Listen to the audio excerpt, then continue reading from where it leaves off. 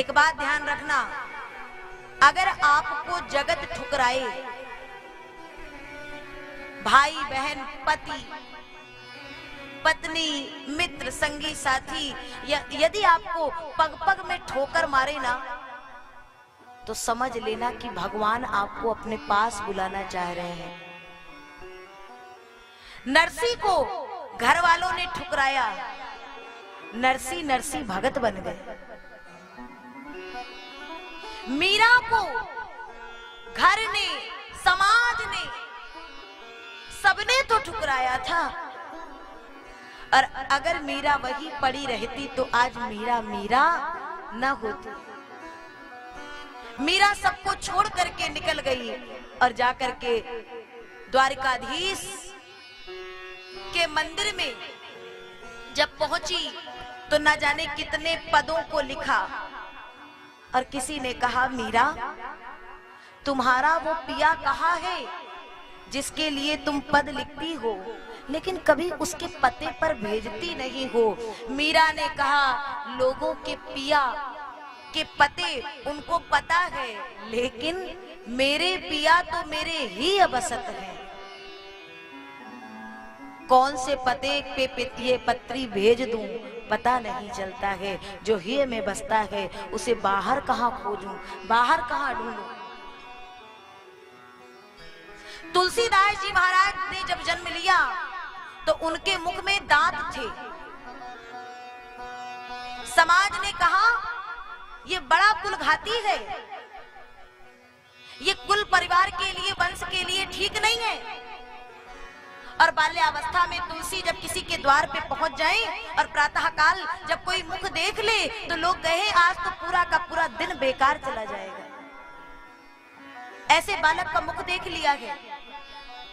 लेकिन तुलसीदास जी ने जब भगवान की शरण ली तो तुलसी का एक दर्शन करने के लिए, आज तुलसी की लिखी एक चौपाई गाने के लिए लोग तड़पते हैं कि मानस जो तुलसीदास जी की लिखी हुई है, जब भगवान को उन्होंने अपना लिया, अंगीकार कर लिया, तो दुनिया पीछे दौड़ गई महाराज।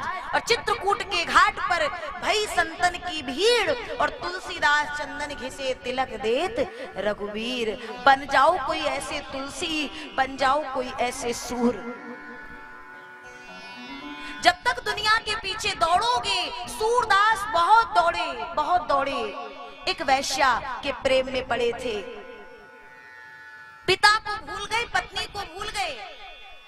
वैश्या ने ठोकर मारी, जो पत्नी का नहीं है, पिता का नहीं है, मेरा क्या होगा।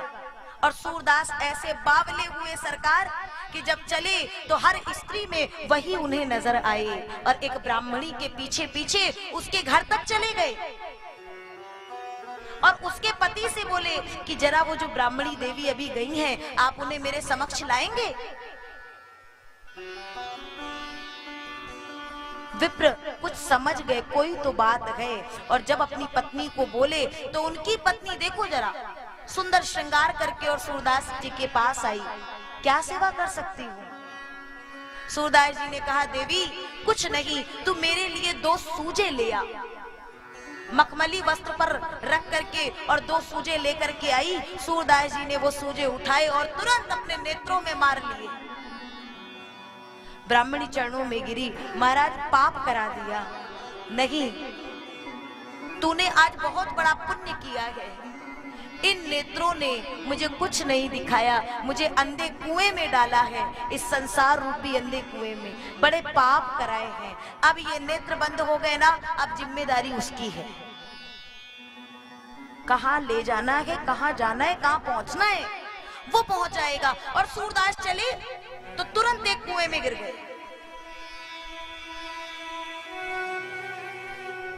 और जब कुएं में गिरे, लोगों ने कहा पड़ा रहने दो।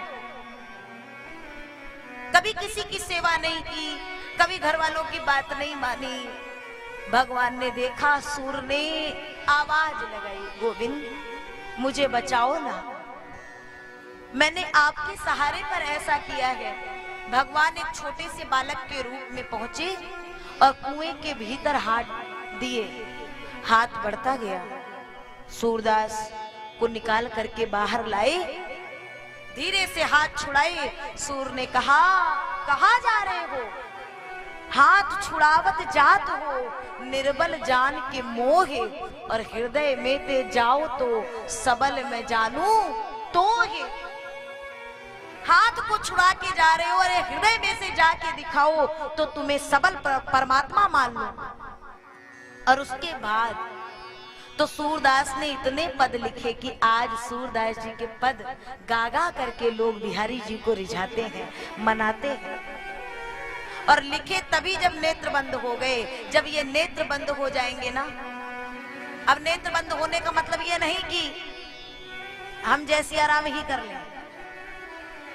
जब तक वो भाव नहीं जागेगा ना, तब तक अंतरपट का नेत्र नहीं खुलेगा। और ध्रुव चला वहां से, छोड़ दिया सब कुछ जैसे सबने छोड़ा। और जब चली तो हमें चिंता नहीं उनकी, उन्हें चिंता हमारी है। हमारी नाव का मालिक सुदर्शन चक्रधारी है। भूख लगी, ध्रुव ने कहा बिल्कुल नहीं मांगूंगा, किसी से नहीं कहूंगा, चलता गया। तो संतों ने कहा भगवान का भक्त कभी किसी से मांग नहीं सकता है। गांठन में पैसा नहीं, मांगे में सकुचाए, ताकि पीछे हर फिरे मेरो लाल कहीं भूखा ना रह जाए। कभी जीवन में भूखे रहना भी तो कभी इन 2 हाथों वालों से मत मांगना, 4 हाथ वाले के पास चले जाना, और वो तुम्हें इतना देगा कि आप संसार को लुटाओगे महाराज।